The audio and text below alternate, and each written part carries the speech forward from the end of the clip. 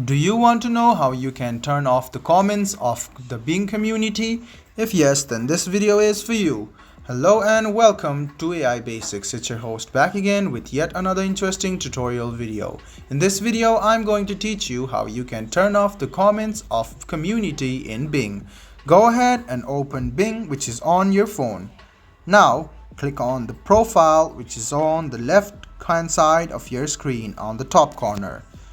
Click on settings and then scroll down and click on community. You can see that you can turn off the community comments by tapping on the button over here. What it does is it disables the comments which is on your feed and some of the articles which is suggested by the community in Bing. Let me show it to you once again, guys. Go ahead and open Bing, tap on your profile, go to settings, scroll down and find community. Tap on community and disable the comments button.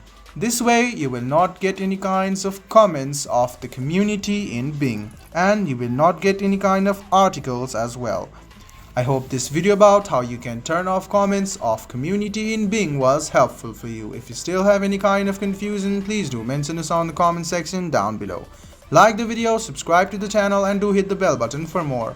Hope to see you in the next video as well. Until then, goodbye, take care and make sure you enjoy.